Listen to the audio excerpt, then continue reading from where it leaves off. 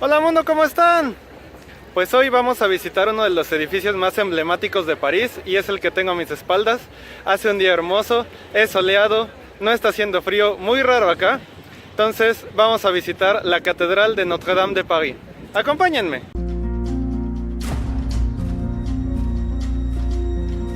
Pues llegamos a la tercera parte del video de Notre-Dame.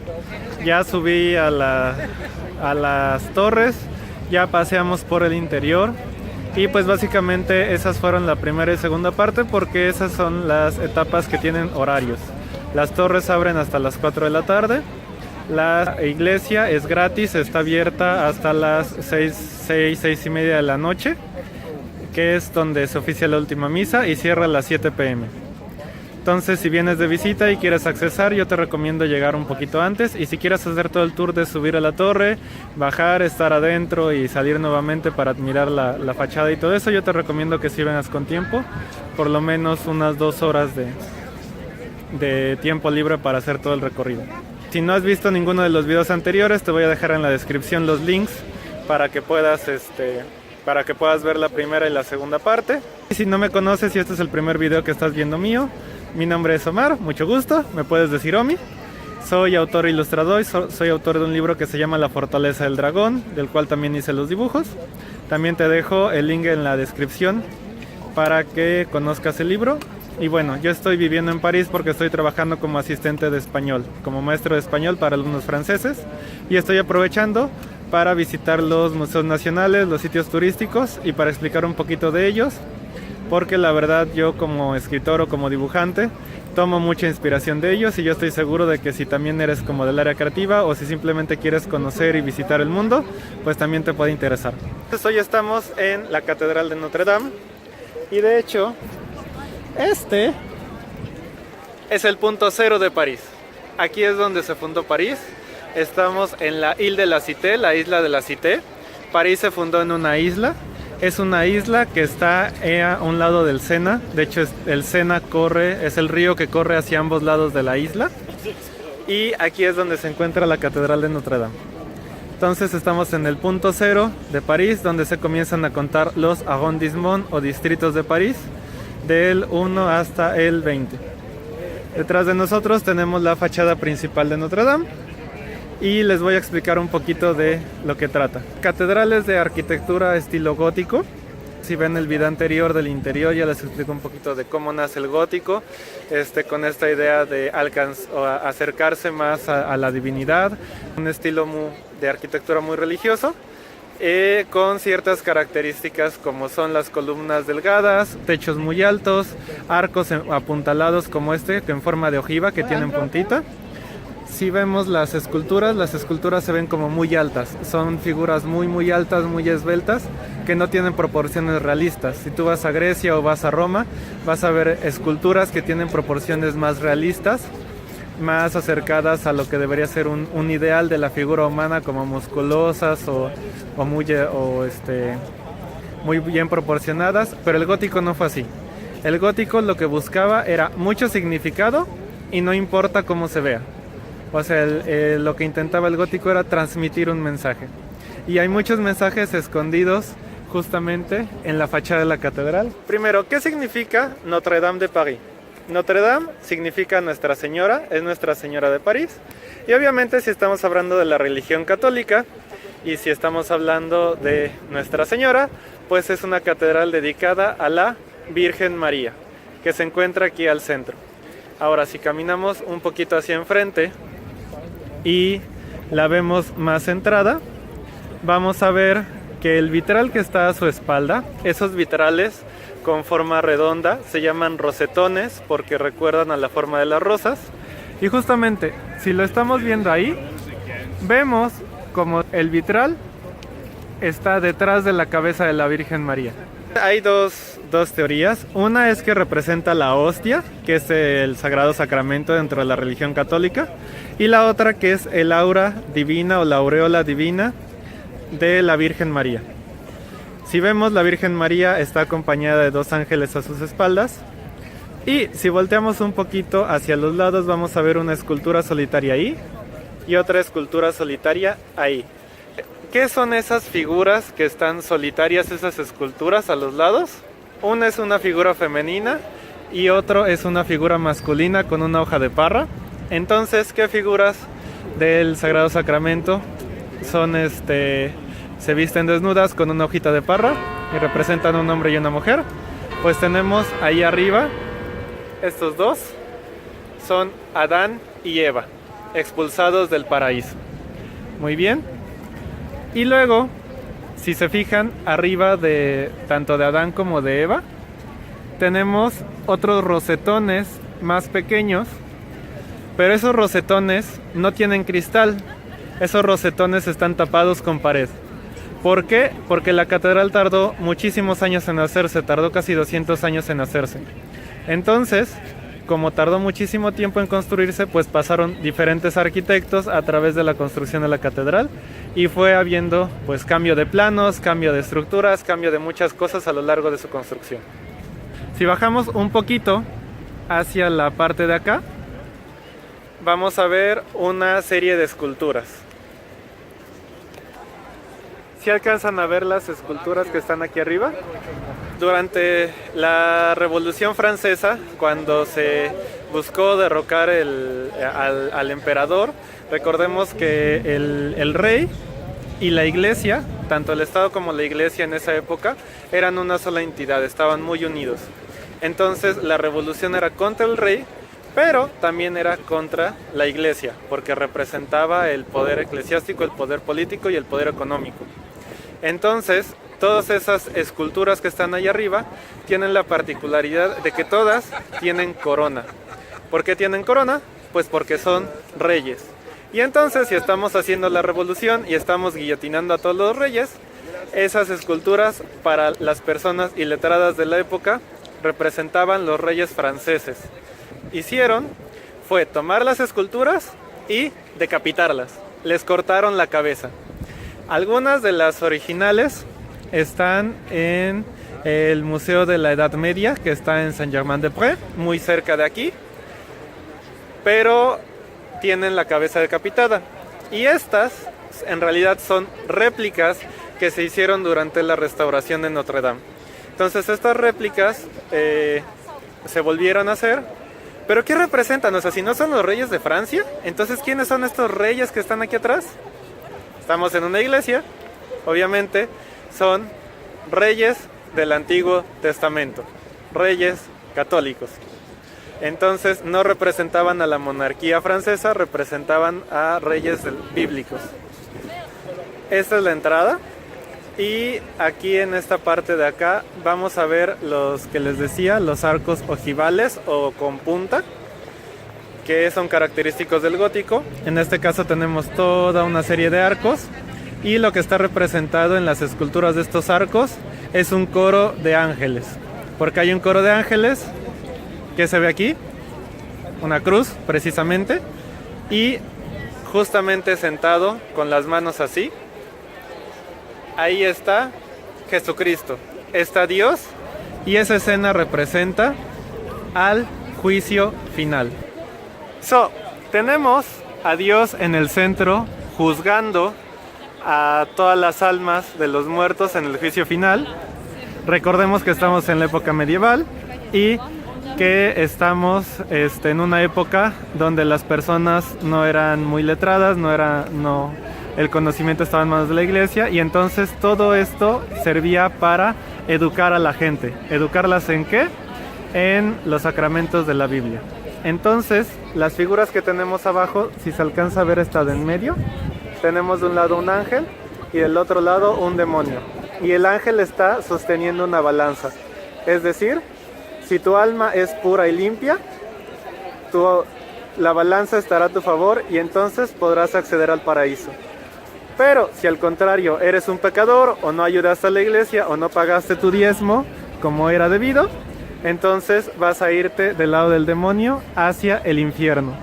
Y debajo, en esta estela, está todas las almas que estaban muertas y que están reviviendo, saliendo de sus tumbas para acceder al juicio final, al juicio de Dios. Y por supuesto debajo tenemos otra serie de esculturas que están aquí, que son los santos. Son santos de la Iglesia Católica. Y entre los santos de la Iglesia Católica hay uno que resalta de entre todos. Vamos para acá. Todos los santos tienen la particularidad de que se representan con el elemento de su martirio. Si el santo murió envenenado, normalmente tiene una copa con una serpiente o un dragón que significa veneno. Si el santo murió atravesado por flechas, pues se le representa con las flechas incrustadas en el cuerpo. Pero en este caso tenemos un santo muy particular, que es este que está acá, que si se fijan no tiene cabeza. Su cabeza la tiene en las manos. ¿Por qué? Ese santo es Saint-Denis. Saint-Denis. Es un santo muy importante aquí en París y tiene la cabeza en las manos porque murió decapitado, pero la particularidad que tuvo ese santo es que su cuerpo siguió caminando aún después de que lo habían decapitado. Entonces por eso siempre se le representa con la cabeza en las manos. Y de hecho es un santo muy importante porque en la parte norte de París hay una ciudad que se llama Saint-Denis, que está justamente en la frontera de París con la banlieue y que todos tildan de un lugar un tanto peligroso. Entonces ahí está Saint-Denis, pero en Saint-Denis está la Basílica de Saint-Denis, que es donde están encerrados donde están enterrados las tumbas de todos los reyes de Francia. Y bueno, voy a pasar el video aquí tantito porque vamos a seguir el recorrido a un lado de la iglesia. Si ustedes ven mi video, bueno, la segunda parte de este video, que estoy de hecho es sobre las torres de Notre Dame.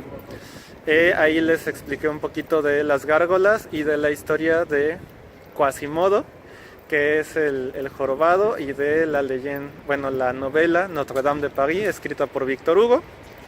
Entonces en la descripción van a poder encontrar el link a ese video. Y bueno, nosotros aquí tenemos una gárgola muy especial.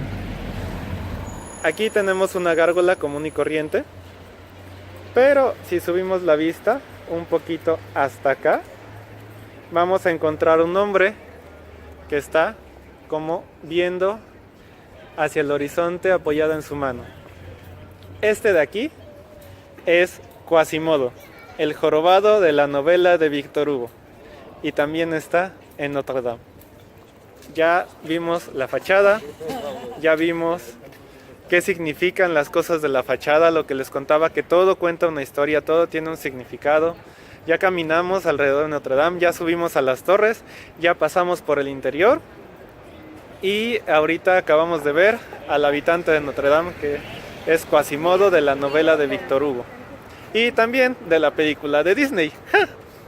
Y también les explico en el video de las torres pues cuál era la función de las gárgolas realmente. O sea, tenían dos funciones, entonces eso también se los explico en el video de las torres. Y ahorita voy a pasar por la parte de atrás, que son los jardines de Notre Dame. Pues precisamente en los jardines de Notre Dame, detrás de mí, ¿qué podemos ver? ¡Campanas! ¿Por qué son importantes estas campanas? De antes del periodo revolucionario no subsiste más que una sola campana. La campana Emmanuel, fundida en 1686 por Florentin Leguet, que está todavía en la Torre Sur, que es donde entramos a ver la campana, que está en el video. Esa es la campana Emmanuel. Y después de la gran restauración de la catedral, a mediados del siglo XIX, 4 nuevas campanas fueron benditas en 1856. Angélique Françoise, que ahorita las estamos viendo de aquí hacia allá, son 4, que es Angélique Françoise, Antoniette Charlotte, Hyacinthe, o sea, Jacinta, Hyacinthe Jeanne, Jacinta Juana, y Denise David. Ok, esas son las 4 que están aquí expuestas.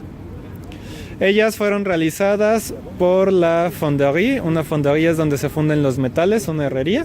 Guillaume et Besson en Angers, para marcar el 850 aniversario de la catedral. En 2013 se decidió la elaboración de un nuevo campanario compuesto de 9 campanas que están ahora en las torres norte y sur y que complementan a la campana gigante Emmanuel. Ellos portan el nombre de María, Gabriela, Anne-Geneviève, Denise, Marcel, Etienne, Benoît Joseph, Maurice y Jean-Marie, que están en la Torre Sur.